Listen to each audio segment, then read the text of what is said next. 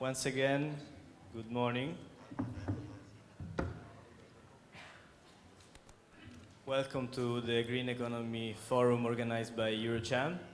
This is going to be a conversation on climate and transition finance. Let me introduce the distinguished panelists today. Jason Yang is Chief Sustainability Officer and Country Head of Transformation UOB Vietnam. Let's go with an applause so that we can warm up a little bit this morning. Mr. Luong Quan Huy, Director of GHG Emission Reduction and Ozone Layer Protection, Department of Climate Change, MONRE. Thank you. Sunita Lukko, Head of Southeast Asia and Pacific, European Investment Bank. Ketut Aryadi Kusuma, Senior Financial Sector Specialist at the World Bank. Thank you. Xuan Nguyen Xuan Mai, Chief Operation Officer, Conservation Vietnam. Good morning. And finally, Dennis Kenneth, Cluster Coordination for Sustainable Economic Development, GIZ. And me, Jando Zappia, I work for Enel, and I am honored to be the moderator today. Let's right dive in. And this is going to be interactive. We're going to have a first round of questions and then more loose conversation among ourselves when you will be invited to intervene. So the Asia and the Pacific is a very crucial region for global efforts to curb climate change. It contributes around 50% of the global greenhouse gas emissions and of the total. And many countries in the region are vulnerable to the adverse impact of climate change. I would start with you, Jason. I would ask, drawing from your regional experiences, how can financial institutions help catalyze sustainable finance?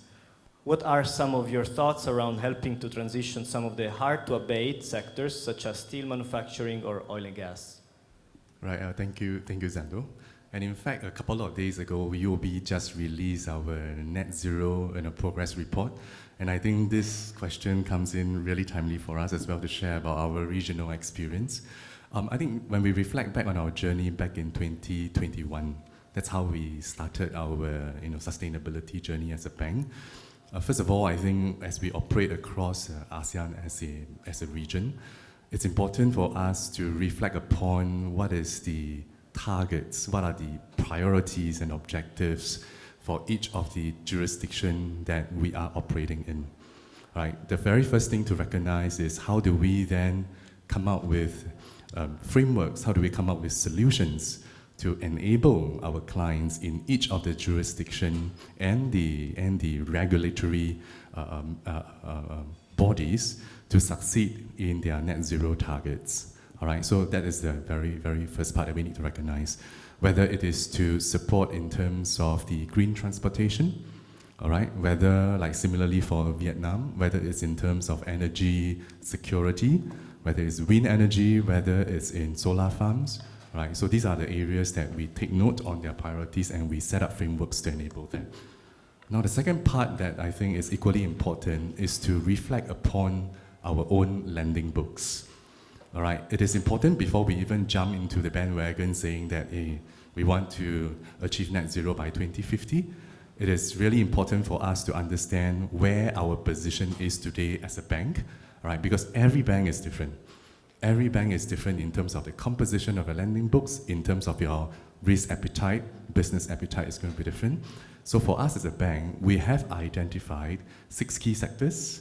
All right, 2 key ecosystems, which is the energy ecosystem, the built environment, which consists of the construction, right, and which consists of the construction and the real estate, for instance.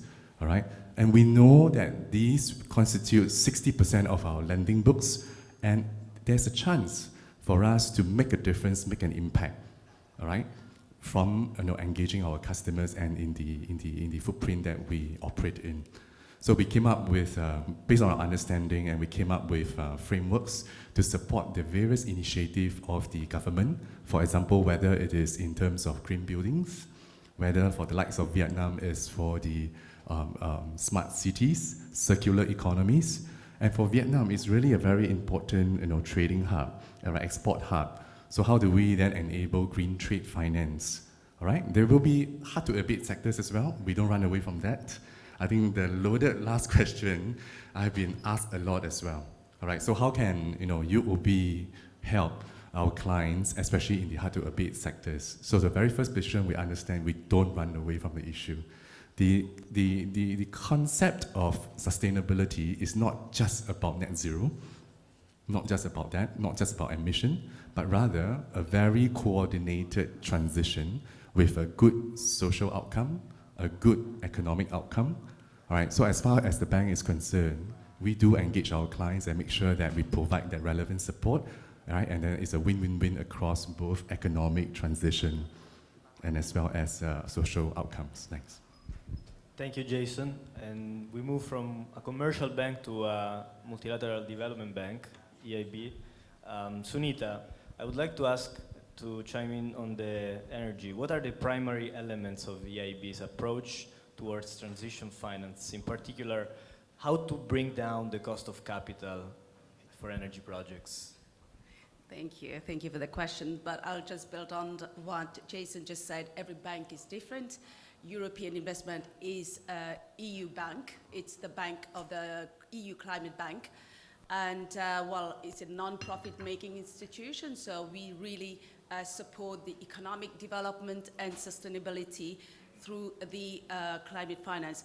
Just to give you one step back, who are we actually? Because I don't know whether you all know what EIB means, the raison d'être of EIB.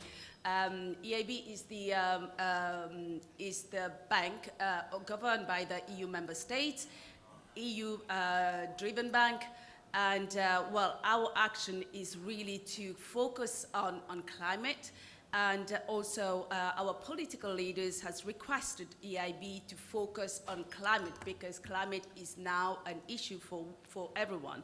So what we have done in 2019 is we have decided to stop financing fossil fuel.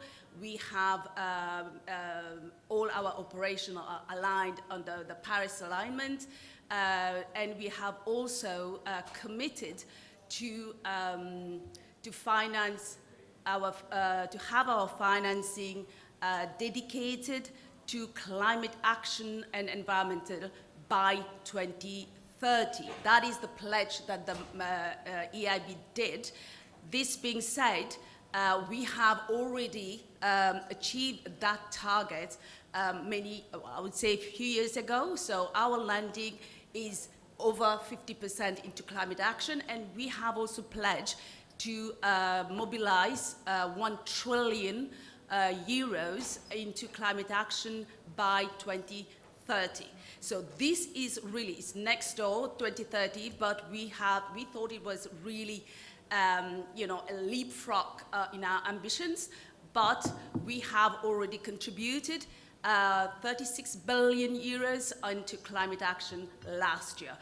So just so as you know, the EIB is the world's largest IFIs in terms of lending and borrowing. Our lending last year was about 74 billion. So if you put this into perspective, what we've done into climate is really a big, big role we are playing worldwide. So what we have done is that we have 4 key elements that we really look into in order to develop the energy transition. First is to unlock energy efficiency, and how do we do that? We just support the project that boosts economy efficiency, cut the energy consumption, and also look at projects that are sustainable and cost efficient, that have low environmental impact, and also encouraging retrofitting industrial upgrades, and also efficient transportation system, as Jason just mentioned. And this is something that you would know,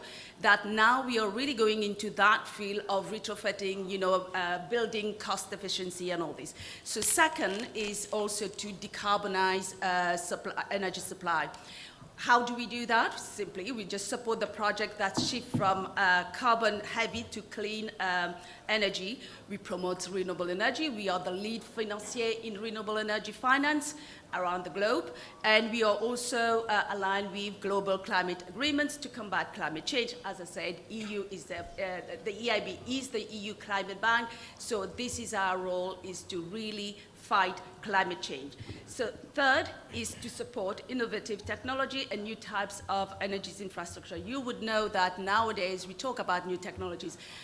EIB being the non-profit making institution and really support projects that really involves technologies. And very often you wouldn't have a commercial bank that will support these innovative, journey, I would say, because it costs a lot of money. So we are here to support innovation and as well to transfer those knowledge to our other part. And also to, to emphasize on the, on the energy storage. I mean, we all know that, there is, a lot of possibility in Southeast, in Asia and around other regions. The natural resources are here. Thank you. The problem, Thank you, Sunita. Thank you. I'll try to keep it here, but we're going to continue on this, on the energy, in particular storage is very key. And I will move to another development bank, the World Bank, Ketut.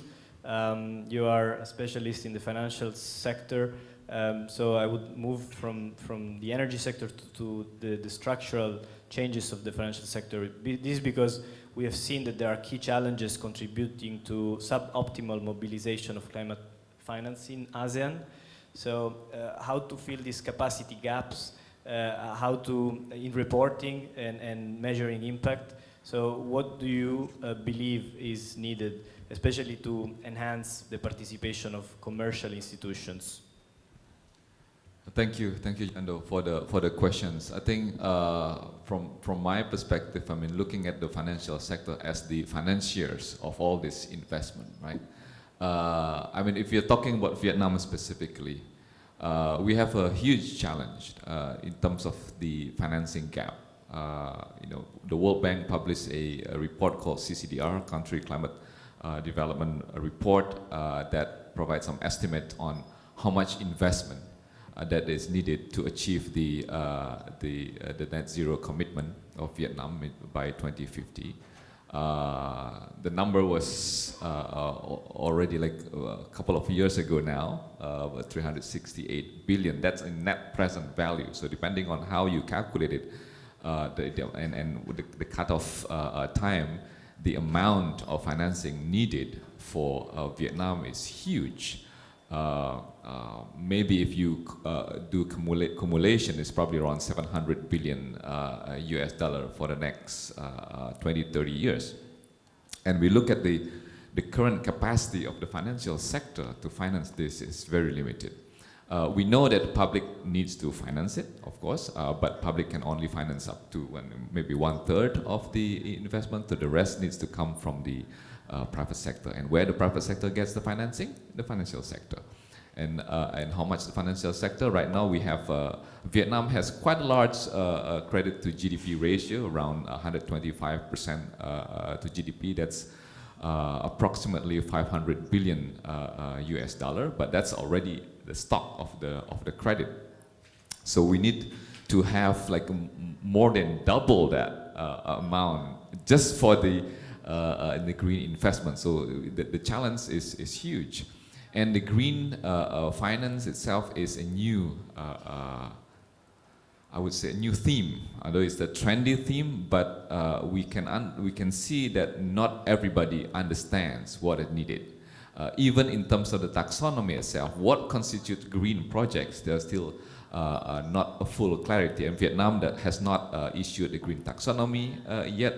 I remember a few years ago in another country, I had a discussion in terms of what type of project that can be included. There are clean, some clear areas, projects, but there are also gray areas. Should we include this as a green project or not? Should we consider it as a green lending or not? So that's a response to your question about the transparency and reporting. Just an example of if you have a production technology that still uses fossil fuel, but you use the fossil fuel in much more efficient way, would you consider it as a green project? or not? And some people say, no, it's still using fossil fuels. We should move away from that. But some people say, yes, I mean, this is a transition. We need to facilitate that. So there's a lot of discussion on this one. I mean, even renewable energy, even hydro, or a big hydro project, if you cut the forest, then it becomes not as green. So, I mean, a lot of discussion, I believe, within each individual financial institutions to consider, hey, this is good or not. So a lot of building capacity that we need to have, a lot of clarity in terms of regulation, transparency in terms of reporting. I really like the example that Jason provided in terms of the roadmap to become a net zero bank from UAB. I think this is a step forward to direction. I mean, just last week we heard BIDV, a Vietnam bank, issued a green bond, which the World Bank helped. I think also GIZ also helped in the early stage. And now, I mean, this is a new thing in Vietnam. I mean, there was another green bond issued last year by EVN Finance, but it was with a guarantee, and this one is pure without guarantee. So there's a new development in this green finance area, which I think we see continuously going forward. But this is just an example of of the big gap that we still have in the financial sector, or in the financing the green transformation, and some of the steps forward where we have seen some of good news that we have seen in the market so far. Let me stop here and then maybe continue with Thank you, discussion. Ketut. Thank you for various inputs that we will be developing further. But to try and cover the spectrum here, I would like to go to Mai and to quote a passage of the joint report on multilateral development banks on climate finance that was published last month, which basically says that in low and middle income countries, only 1% of the total of mitigation, the climate finance is spent on research development, whereas in high middle countries, high income countries, it's roughly 8%. So we are saying $121 million only for Asia and the Pacific, and all the lower middle income countries. For the high income countries is $3 billion. How do we fill this gap? How do we foster new skills needed in this field, such as impact measurement and stakeholders engagement? There's no path to climate stability without the full participation of the local communities. With my 10 years of background in finance from private equity, I am the transition toward endowment fund. We are also an NGO to help the activities of conservation. And our vision is that we live in harmony with nature and thrive together. And in order for doing that, we need a lot of support in terms of help making the skill of the people to develop and sustain in this transition.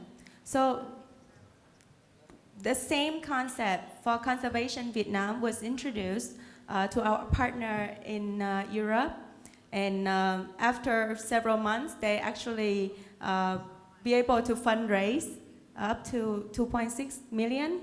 And for us in Vietnam, it's a lot more difficult, as in because we are in a lower, because that for all the bankers here with me today, when we make a financial decision, it has to base on a lot of factors.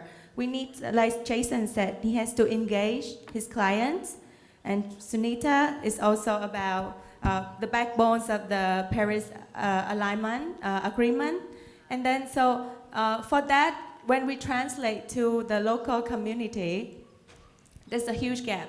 Like we pick a person who understands about how climate has changed by being in Mekong Delta River, seeing how the flood has rise year after year, how we feel the climate change in this world now.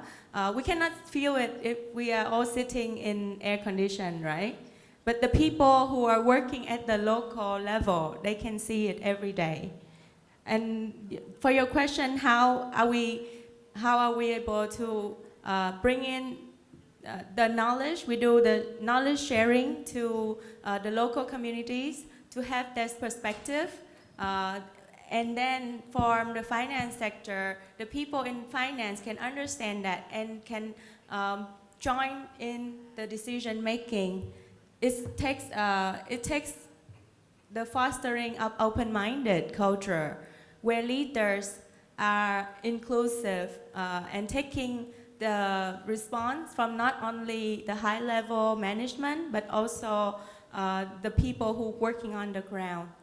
And it takes collaboration not only within a country, especially in Vietnam. We are in the lower income economy, so it takes international collaborations. And for conservation, we need to do that because biodiversity is a new concept that will be introduced after net zero. And again, if no collaboration with the local community, we cannot make our way to climate stability.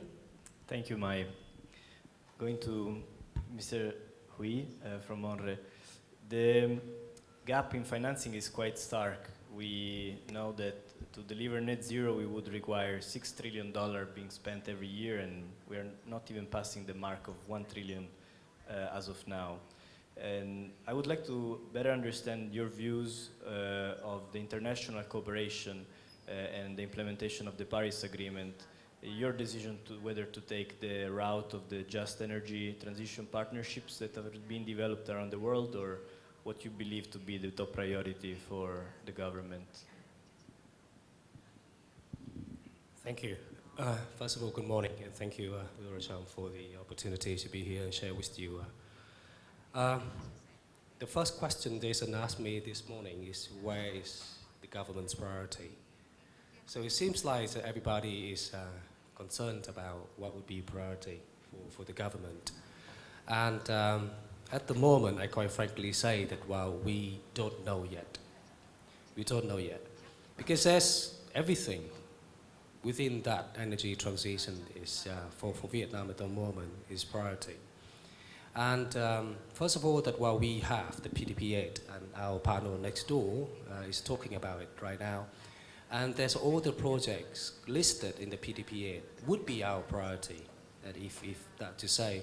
And there's so many others documents and which has a list of projects or work programs coming with it. For example, the strategy on climate change, the strategy on green growth. So all of those instructions, all of those Prime Minister decisions are our priorities, I would say. But priority to what? And if we talk about what we're talking about today in terms of climate and transition, then let me take an example for the JETP that we are working on. And JETP, that we are only the third country in the world after South Africa and Indonesia working on the JETP. And nobody actually understood what JETP is supposed to be, especially the just part of it. And we always say that, well, and then people come and the banks and the international organizations and NGOs and people are talking and asking the government, what is, again, your priority to put on JETP? And currently that we're working on the RMP with a list of more than 200 investment projects, about more than 150 capacity building and technical assistance projects. And quite frankly, that we can't say that any of those is more priority than others, because they're all priorities to us, especially when it comes to just part of it. And because it's just part of it that, well, there isn't any formula to ensure that everything that, well, within energy transition is just in every project. Every project is different. And I would like to echo what Mai say, that well, we need to look at specifically in any region, any areas, any project site to ensure that, well, to make sure that, well, everything is just. That means that, well, it's pretty tough for us to do so. So, but anyway, I need to give you an answer. From our position is that, okay, Vietnam is already committed to net zero. So we need to peak by 2035, and we need to get to net zero by 2050. But by 2050 is at maximum that we can emit from all sectors, including energy, is 110 million tons of CO2. And we have to absorb from our forests and from our CCUS or whatever projects that we can do to absorb CO2. Again, 110 million CO2, million tons of CO2. So that means that, well, if you're looking at it from the GHG emission point of view, then everything that can reduce GHG emission and at the same time got the co-benefits to the people, to the community, are our priority. So that is what we will say so, because we committed already, so now we need to act. And that is the basis for us to act on. And of course, we can go into more specific, but probably for later. Thank you. Thank you very much, Huy. Moving to GIZ, Dennis. Both panelists here, the last two, have touched upon how to bring the climate targets into mainstream, both in national planning and in society. So my question to you is how to support the oversight of mechanisms among government agencies, and how can Vietnam leverage some of its tools, being fiscal capacity, subsidies, taxes, to attract the private sector for climate action? Yeah, thank you very much. As GIZ, we are working on behalf of the German government for this green and climate finance topic for several years here in Vietnam. And I want to share some following the question here about our observations where we stay here regarding the framework, the opportunities and challenges regarding to attract private investments in the, let's say, climate relevant sectors in the country. First, the framework, and my colleagues here from the panel shared it already. The framework from political governmental side, it's very positive in the sense of the commitments done by Vietnam, and also in financial reform there are a lot of activities already ongoing. Some of like the green taxonomy for green credits and green bonds we have been working with the government was already mentioned here. So there are things on the way to address net zero, the green growth strategy, and what just from Monre mentioned also the JETP. On the other hand, on investors' side, I had a look on the preparation for this event here, and I find out that an actual Morgan Stanley survey made the number that 84% of global asset owners are integrating sustainable investing into their investment process or are actively considering doing so. So it seems to be that there is also a positive framework from the investor side to go into these sectors.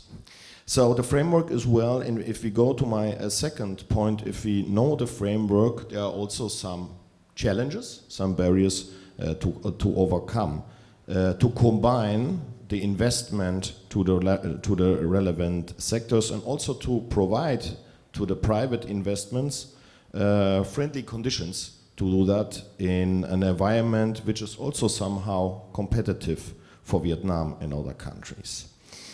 First, I think it's very important to make a good analysis about cost and benefits of these investments. The green taxonomy was already mentioned. There are people working on that. That's the framework, but it's more than that. At the end, to make a good analysis about cost and benefits, we need the correct and actualized data. This is something which is on work. And on the other hand, we need also to combine the priorities of the government, the priorities of the investments, and the totally different situation in the climate relevant sectors. From my side, I would also to advise to look on the both side, and it was already mentioned here, climate change and with that climate finance is not only about mitigation. It's also about to combine the adaptation where a lot of potential for investments regarding, for example, urban infrastructure or other things are really relevant for that. Because this will also attract different sides from the financial sector if we make this a little bit wider. And also to integrate beside, let's say, the climate way and the economic way, from GSZ side, we totally support the idea that the social impact of these investments must somehow be considered. And I think this is also what in Vietnam is being discussed and somehow needs to be considered, the social dimension of combining economic growth with climate change. Seeing that, it's very important and needs to be developed that there are planned and developed bankable and fiscally sustainable projects on the desk for the investors. And if we have these things, good framework, good cost-benefit analysis, and the projects considering the five dimension, environmentally, social, and economic, then we can go to see where the incentives and subsidies can come.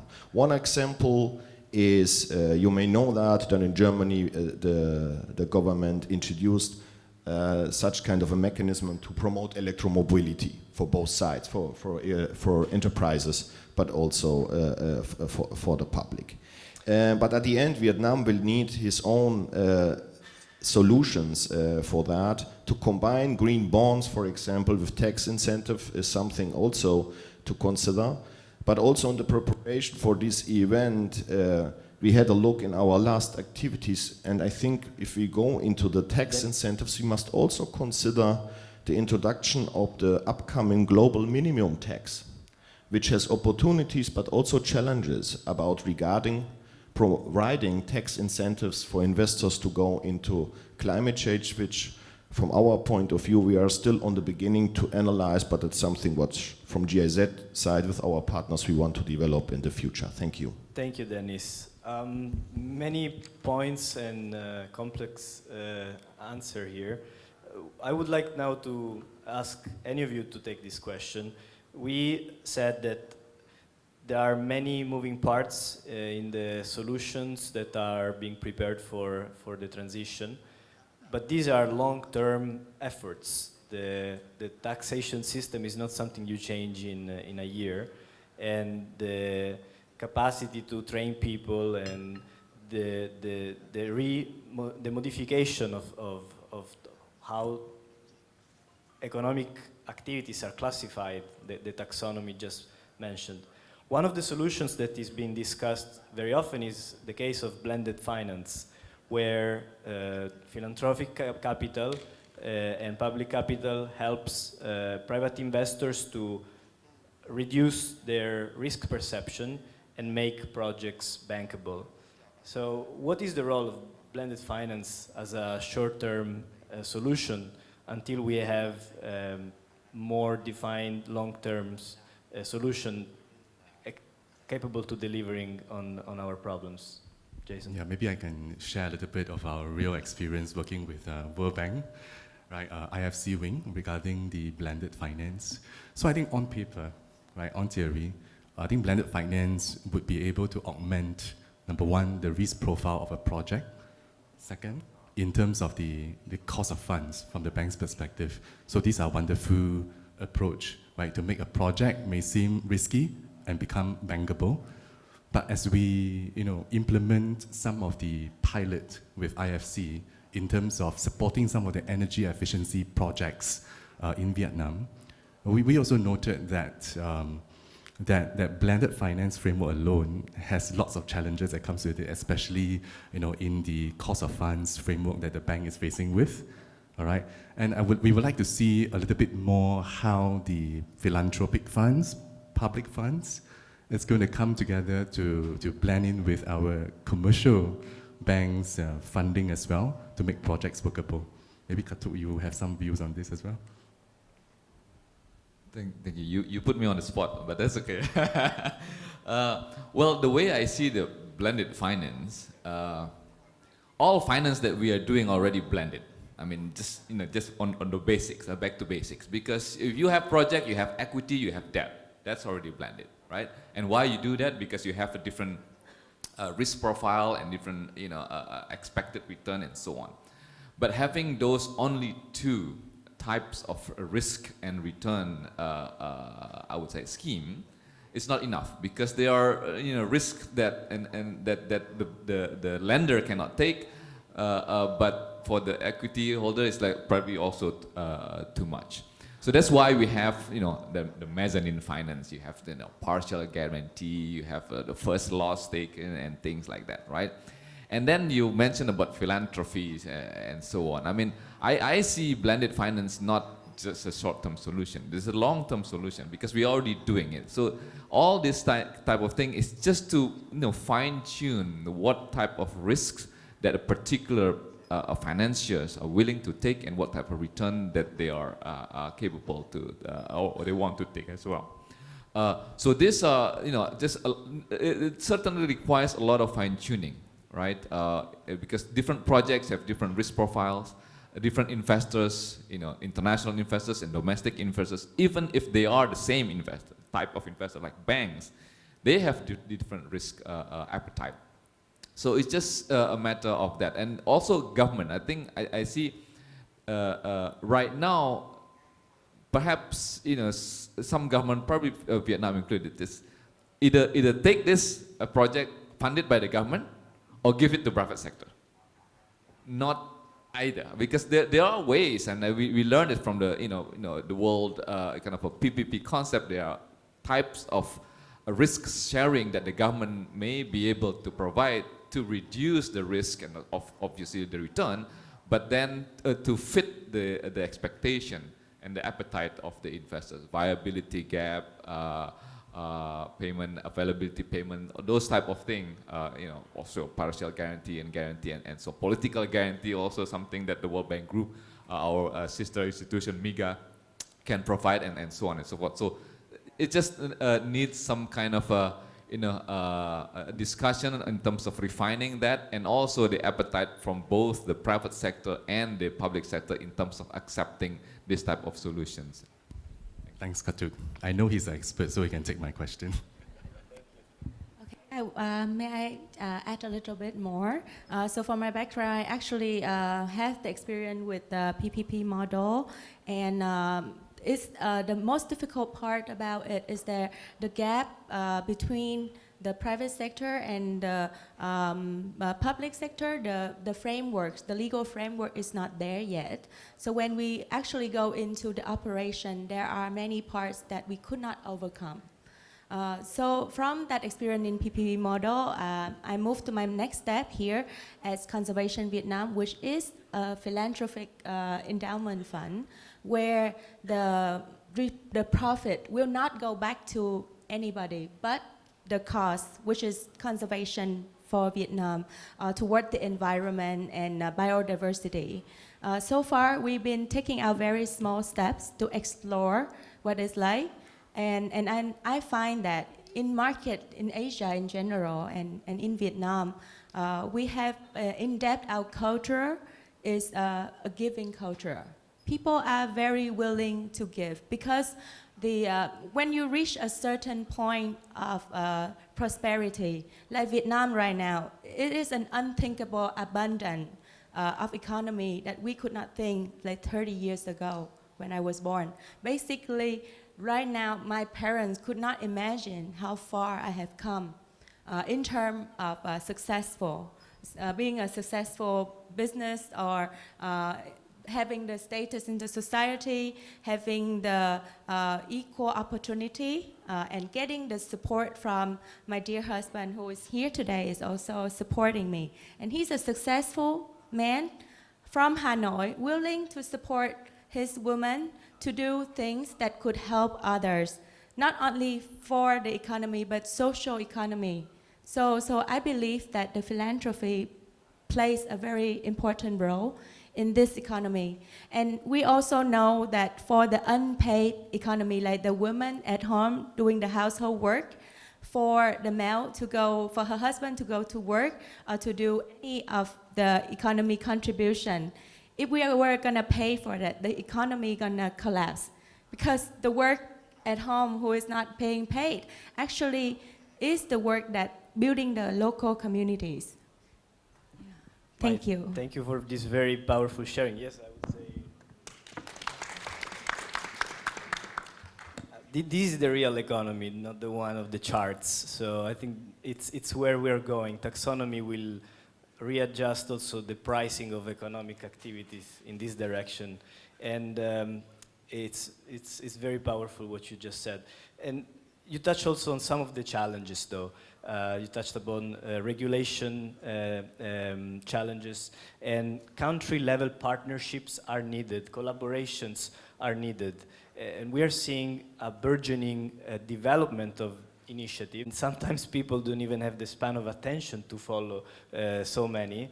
So my question again to all of you, whoever wants to take them, considering you have incredibly high vantage points on many initiatives, is can you share some of the successful ones that you have witnessed in the past years, and the key success factors for these partnerships, collaborations to deliver on climate finance? Dennis. Thank you. I would shortly start. It comes to my mind one example from our own corporation, but there are also another examples from other organizations similar to us here in Vietnam. We just spoke about the timing when these things will change the economy.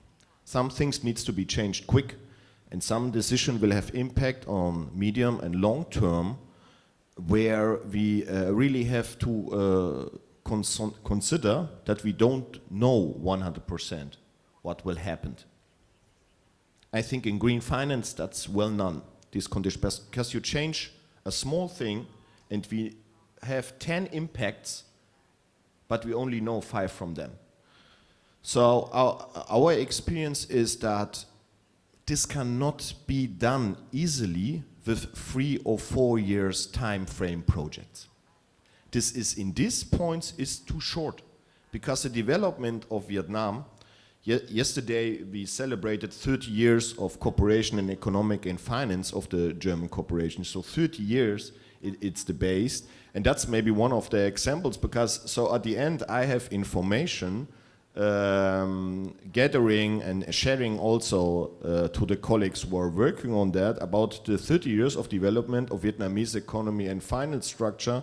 And this is very helpful for these partnerships on country level.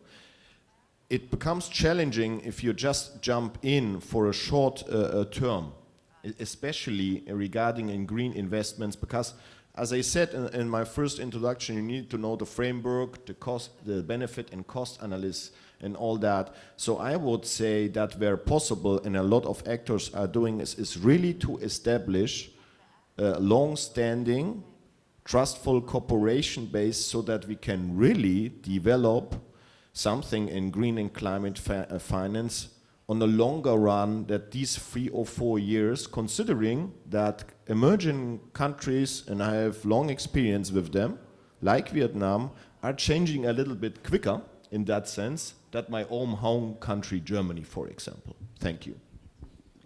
Thank you, Dennis. I would like to open the floor for one question after listening for the first part of the discussion. We've touched upon many, many topics. Is there anybody who wants to ask? Yes. The microphone is coming here. If you can introduce yourself, please. Hello, my name is Amalia Gux. I'm an independent management consultant. Sorry, I came here from Ho Chi Minh, and I would like to address a question to Jason. I was thinking regarding the financing, for example, in UOB, but also I'm interested in other banks, especially in Vietnam. When we finance investment, or it can be consumer, it can be corporate, is there a green scoring or a social scoring that you are having, or that the banks are planning to have soon? I'm interested on more on this green scoring information, which I think it is coming or it will come soon. Yes, thank you. Yeah, I think thanks, Tamalia, for the very relevant question. So in fact, when I first mentioned about, it is important to design frameworks and solution that caters to either the individual or the corporates that you mentioned, right, in their green activities. So when I mention about framework, what do I mean by that? It is a set of credit parameters that is relevant for the particular green activity or the sector that they operate in, all right? Or it's in terms of the sustainability targets that we actually preset for our customers, all right, which they can select from, things that are material to each of the sector, and use that as a basis for measurement of the sustainable outcome over the duration of the loans, all right? So definitely, like we mentioned, this is the very onset, a very first step that we did to make sure that the solutions that we design is holistic, end-to-end. Covers credit, covers measurement, covers the pricing of the loans, right, to make it really motivating for our customers. So it is rather a green impact of the project rather than a green scoring of the company. Okay, so definitely there is a blend of the ESG score of the corporate customers. That is one factor. All right, but other than that, that is also very important to address the issues of greenwashing as well, which is very real. And UOB as a bank, we stand firm in making sure that as we track the progress or the disbursements of the loans, it must be used for a green purpose. All right, so to your question, it's a blend of the two. ESG scoring for the corporate, we take it very seriously. That shaped our price, our premium, all right, our risk premium. Second part of it, ongoing basis, we track their performance, and we actually have a leeway to adjust our pricing based on their sustainability performance. So it's a win-win outcome for both the economy and the customers and the bank. Thank Right. you, Jason. Thank you. Thank you, Jason. First, Hui, please, if you want to comment, and then there is a question in the back after. Yeah, that's quite an interesting topic that Amelia brought up here. What you call it taxonomy, you call it criteria, you call it priority, you call it scoring, whatever. But there's a system already exists in the companies, in the corporate world. It's ESG. And in Vietnam now, just recently that I met with MSB and some other banks that got cooperation with my department. And they all talked about the ESG in corporate world now, and to be able to understand how that company or any particular projects that they are doing worth lending or worth providing some sort of finance for the banking system within Vietnam at the moment. But unfortunately, for Vietnam, we got roughly about 900,000 companies, but only 5% of them are big companies, corporations, that they've been doing ESG properly. And for the majority of them that do not understand what ESG is. And the most complicated or the full ESG criteria is probably the SP 500. And even the banking system now do not understand how to apply that SP 500 criteria to all the projects. Yeah, so many banks in Vietnam, even the big four, are now sitting together and talking about the set of criteria, green, for green projects. But it's very difficult. And in terms of taxonomy, which we briefly mentioned this morning, that while we don't know yet if that is the work that my Ministry of Natural Resources and Environment is supposed to develop, or the Ministry of Finance, or Ministry of Planning and Investment. But I don't think that, it's the job the government should do, because it very much depends on the financial sector and also the corporate world to work together and agree upon a particular set of criteria before we can call it green projects. And another point is that we talked about a blended finance, that which is very complicated and sophisticated word for the companies. But I agree with Dennis, everything is already blended finance. And even within a single source of finance for example, public sector, is already blended, depending on how is that governed, what law is governed that particular fund, particular finance flows into the company. And it goes through different things. It comes from different sources within the government, within the public sector, and it's already blended. And each of them would have a different set of criteria, which is some part of it very similar to ESG. So that is quite a complicated issue that we're talking about here. But the key thing is, well, whatever it is good for the community, is good for the energy transition process, then we call it worth lending, worth providing finance. Thank you. Thank you, Hui. I would like to introduce our seventh panelist, Ms. Maria Joao Pateguana, Principal Private Sector Development Specialist of the Asian Development Bank. And I would like to come straight to you, asking how to scale up transition finance, considering the challenges that we have listened from the panelists today. Good morning. Thanks for the introduction, and I'm glad to join this last bit. So, because I come last, I'll probably summarize some of the points and ask some more provocative questions, perhaps. I think we are here to discuss climate finance and transition finance, because the debate has evolved quite tremendously over the last year. So in the beginning it was all about exclusion, divestment. We then realized that it doesn't solve the problem alone. I think our understanding of better solutions also evolved. And one important point to note is that the climate solutions themselves are moving from being just green to including transition finance. So when we think about scaling up, the idea is to mobilize finance for the purposes of energy, of transition, because the requirements are massive, right? So if we zoom into Vietnam, and if we look at the electricity system in particular, and we look at initiatives like JETP, the capital requirements over the next 3 to 5 years are north of 15 billion, right? So the critical element for governments, for stakeholders, and for government of Vietnam in particular, is to mobilize capital. And it has to mobilize capital now to mitigate, otherwise there will be a risk, a transition risk, and a physical risk as a result.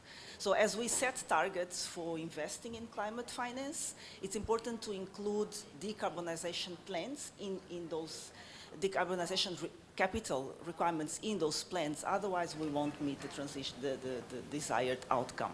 So I think my point is basically we shouldn't put so much pressure on financial institutions, private and public, not to invest in lesser greener activities.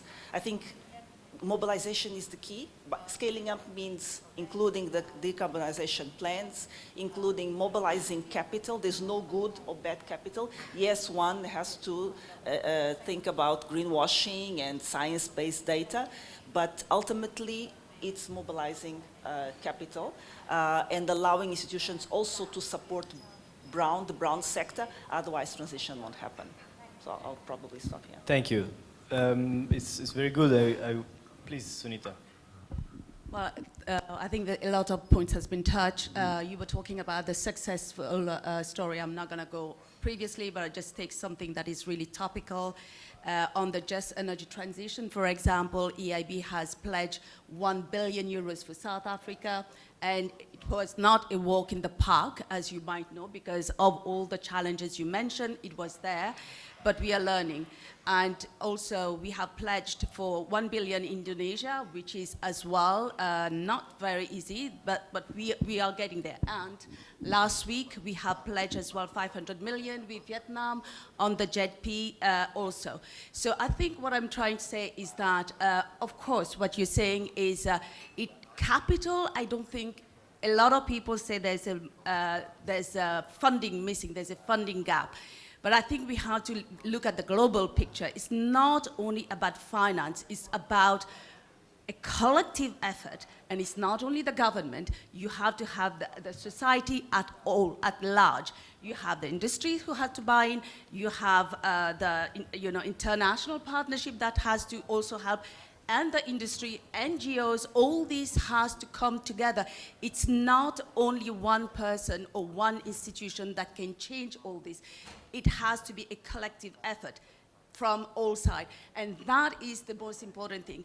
Once this is there, you have the buy-in of all those different actors, then we can talk about what else to look. How do we go to the project? Identify the projects. There is resources, but you identify the needs, and you see whether it, of course, satisfy the needs of the country, whether they are able to deliver.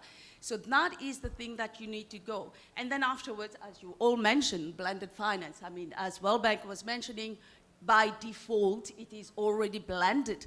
I mean, as I said before, EIB's fund, we are non-profit making, it's already without making a profit. So it's already concessional loan. And what we do as well, we mobilize grants from the EU and also from the DFI. So, I mean, we have as well initiative with GIZ, on, how to blend our cheaper loan also in order to help to kick up the projects. Thank you, Sunita. It seems to me that there is one fil rouge, trait d'union, I don't know in English. It's basically something that is putting us all in common, which is the complexity of the problem. And unfortunately, having too complex solutions sometimes is not really the best way to go. From the bank perspective, how transition and physical risks are embedded in the investment decision-making process, I guess. The credit department, the legal department, whoever takes the data from the companies, they need to start working together on realms that they weren't capable of doing in the past.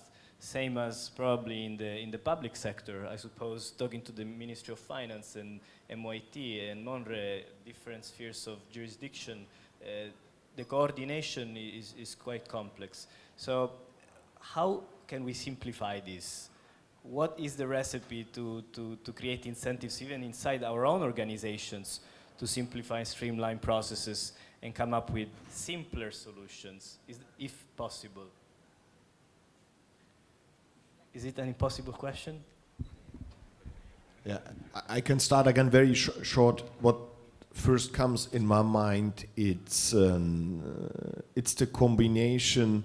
If it's complex, it's very difficult to simplify, because if we simplify, then we come to this phenomena that then we cannot manage the impacts. My invitation would be also for the companies, but both for public sector, there is no other solution that to manage the complexity well. The complexity will not go away by simplifying that, especially not in climate finance issue.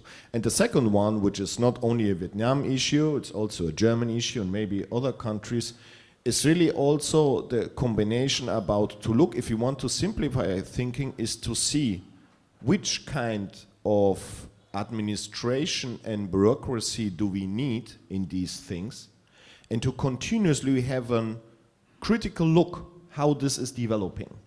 Because if not, on the one hand, we are increasing the number of requirements for the business, and this, on the other hand, can a negative impact in how businesses will be act. On the other hand, we need some regulations, but also incentives, both from my point of view, to handle that. Yeah, and I think to simplify some of these procedures, there is potential, and one of the reasons for this potential is the digital transformation, which is another trend which is ongoing on behind the challenge of climate change. Thank you. May I echo on that?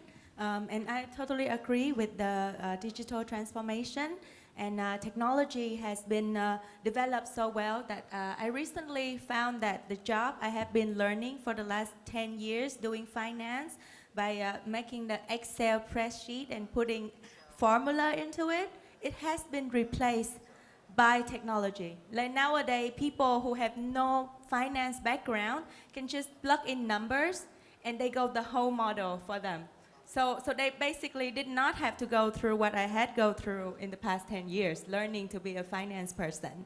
And so in that, I believe that we need to foster the workplace, the community with innovation and open-minded culture that people can have the freedom to speak up or to empower themselves and to take action for the good cause that they believe in. And I'm sure we all here to share the value of love and harmony in our whatever we do. We want the best for our planet and for our future, which are our children. And I have two at home, so I'm here for them. Sorry, Zendo. I just want to add on to the complexity instead of simplifying it. I'm sorry about that. But I think within the financial sector, right, other than the cost of fund, the structure of the whole project, from within the financial sector or within the organization, there is also a competing interest, all right? So for example, Vietnam is going to embark on a Basel journey, all right? So which means to say we have to risk-weight all our assets and set aside funds, right, to cushion against the downfall. So how do we then resolve the conflict of interest over here? How do we then promote and kind of encourage the banking sector to take on more green loans, all right, rather than having the other dimension of wanting to meet the Basel requirement? So something for Hui to talk about. Yeah, I think to simplify it, first of all, we need to know where to simplify. From public sector, I think the issue is about disclosure and compliance. That's what we need to look at. And from the financial sector, I think it's due diligence and risk assessment. So those two things are quite, in many cases, are quite conflicting to each other. And first of all, from my point of view, that well, Light Ministries in Vietnam at the moment are working very hard trying to make compliance as easy as possible for the corporate world. And especially, for example, but the disclosure thing is something that we need to work on because it's very much related to the legal foundation that we are working on with the corporate world at the moment. For example, at the moment, I got tons and tons of data coming from companies under the Prime Minister decision that who has to report on their GHG emission. I can't disclose any single piece of them at all. Yeah, so that, well, if the banking sector coming and ask us for it, we can't give them that. We can't at all, even though we know that how meaningful that it would be to your due diligence process and risk assessment. So you have to come to an agreement amongst the private sector, the financial sector and public sector on that things to simplify it first. Because that's probably the first step for any lending or financing process. Yeah. Thank you. I would like to ask a note from you, Maria, again, before coming back to the floor. There was one question at the back, and please, if there are others, raise your hand and you will receive the mic. If you would want to add a note on, in particular, how do we use this collective effort to, in particular, solve the energy transition challenges in Vietnam?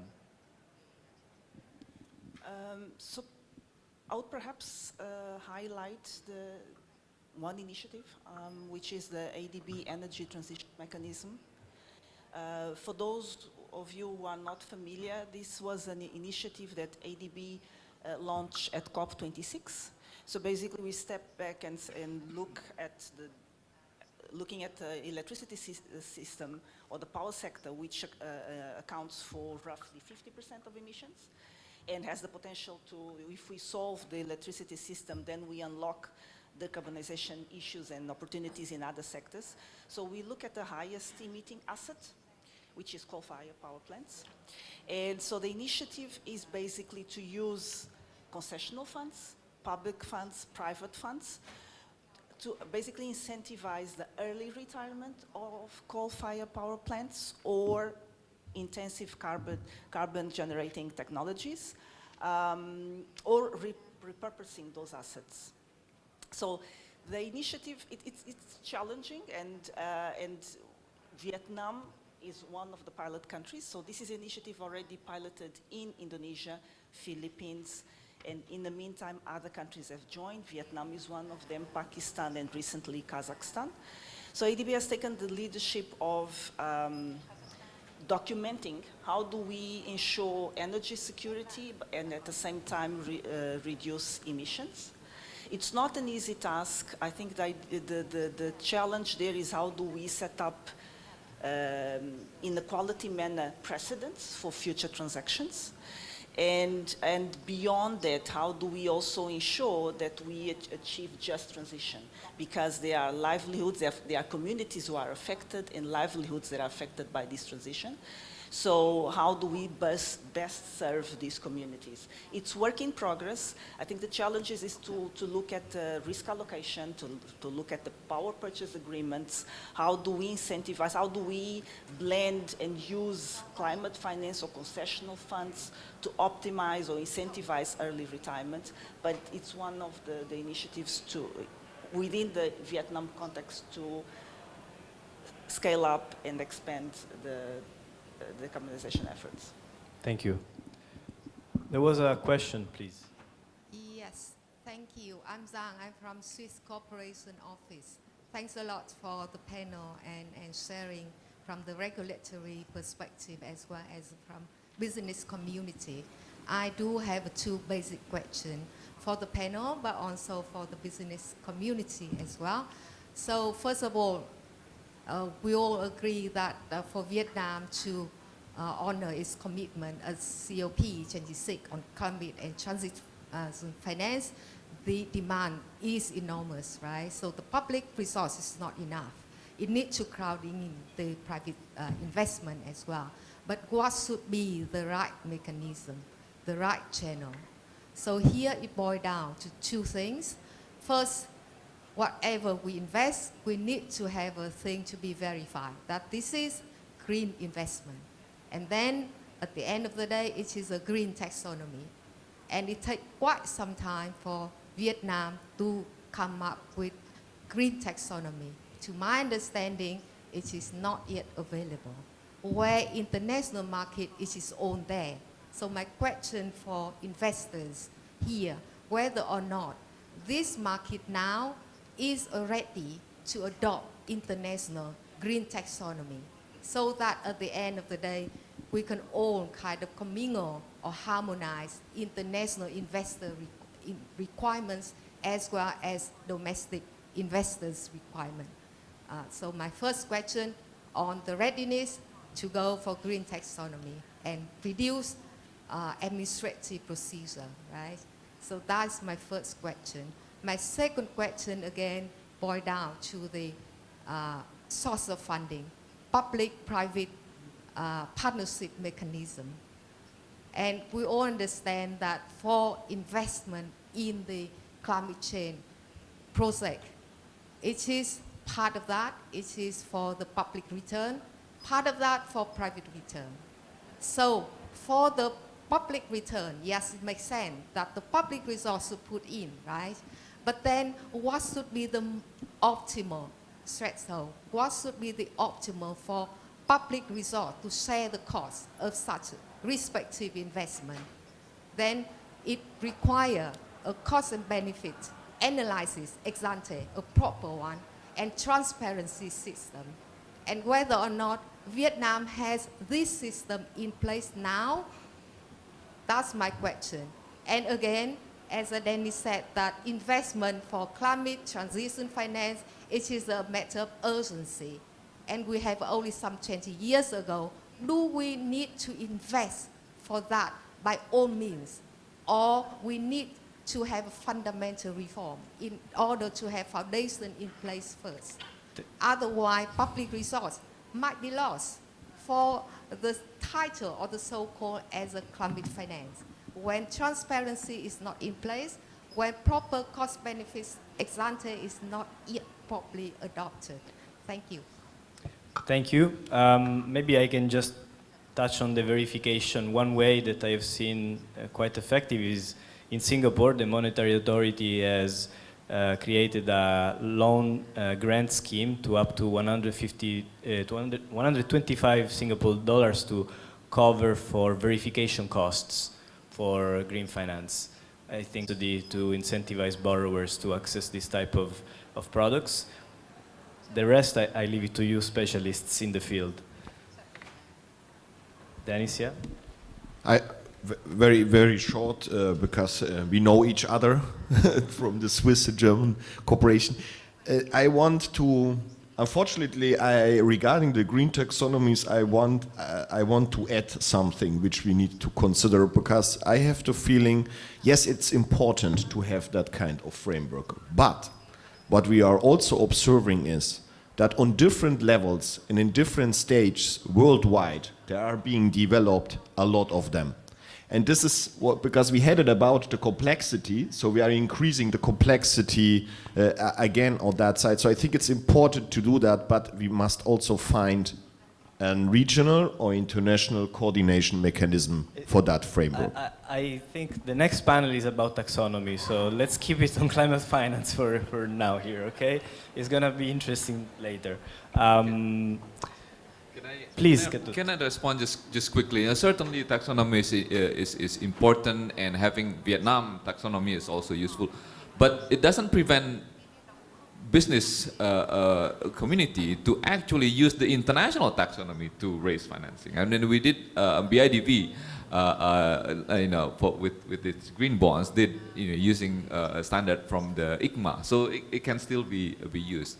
I would like to also respond to the second question with respect to this, financing,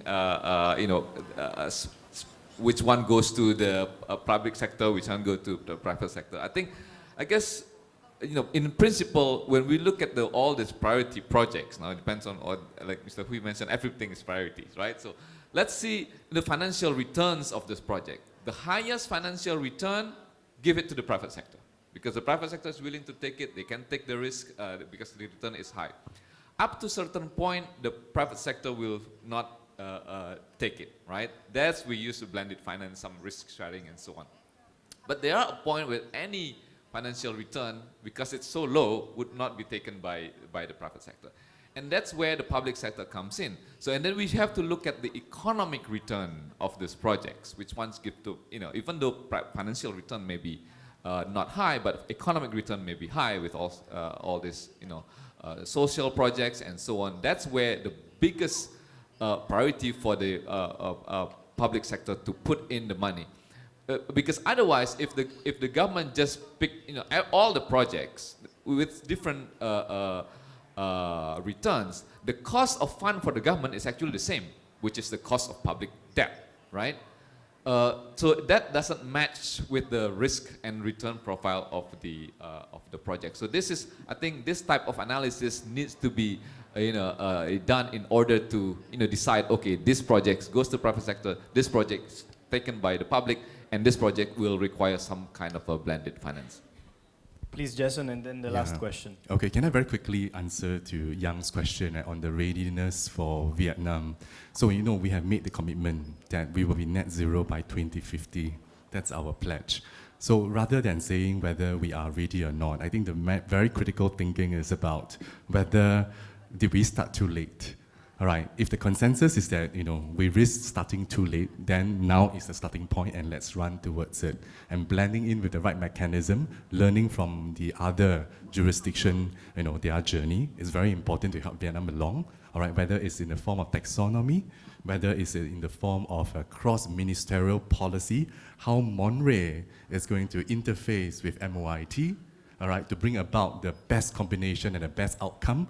Right, mixing water, energy, food, resources, mix them in the right formula, get the right outcome. I think that will help Vietnam get to the position and the pledge. Thanks. Thank you, Jason. It's actually a good wrap up. Is there another question? Yes.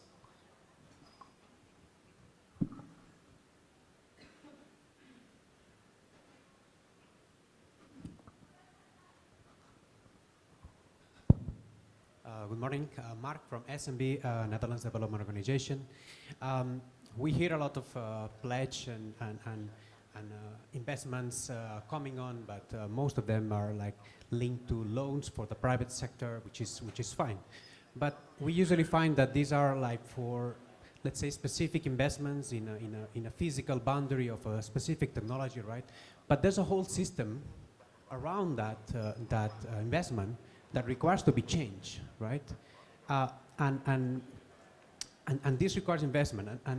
And then when it comes this, let's say, the extended blended finance, when the philanthropic funding comes in, to actually help organizations to help to change that system around, to ensure the supply and to ensure the sale of that, let's say, whatever product they are doing, right? So my question is, what can be done better from these pledges from governments, from development banks, multilateral banks, to actually not only focusing on providing loans to private sector for that specific boundary, physical boundary, but also to support the change of the whole system around that, to make sure that this investment can actually work. Because in many cases, the private sector is saying, yes, we have the money, we have the technology, but there's a lot of systems around, like behavior change, like the supply, the market that are required to be changed, right? And only with that investment or this loan to the private sector, it cannot be changed. So what can be done better by the development sector? I'm not a development, so I cannot answer.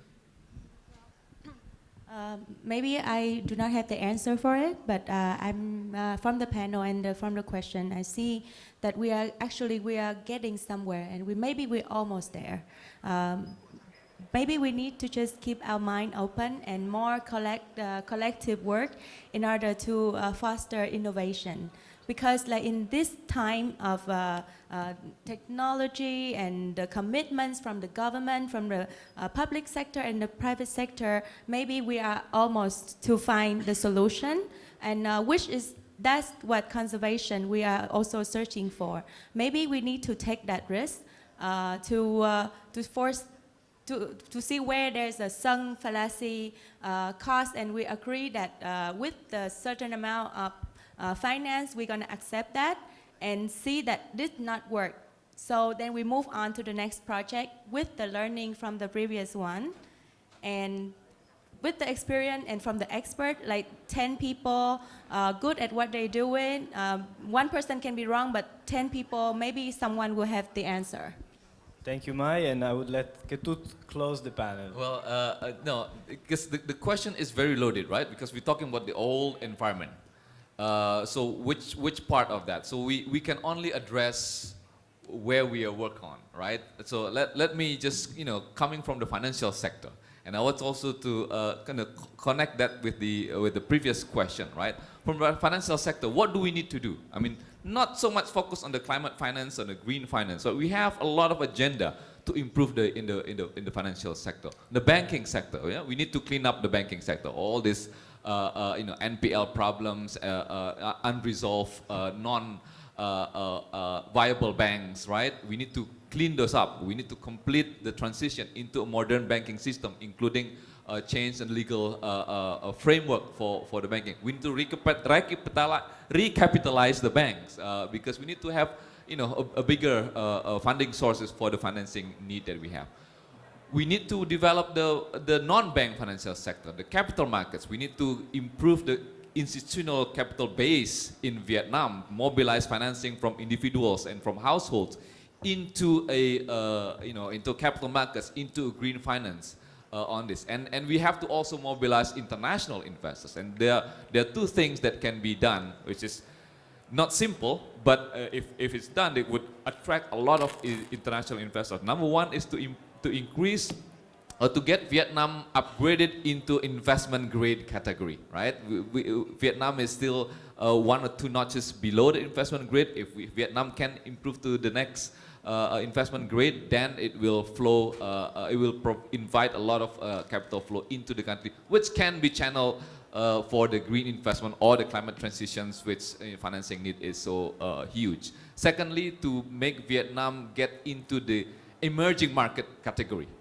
I don't know whether people know that Vietnam is still in the frontier market. It's not yet in the emerging market, surprisingly. So bringing Vietnam into this category and a lot of reforms that needs to be done there would attract a lot of financing. Not just for the climate, but certainly when we have a bigger pool of financing, then the channel for this financing into the green and the climate finance will be bigger, considering that a lot of other efforts that is taken to get there. So maybe that's just my I think this is a perfect end. Big applause to all the panel in the room.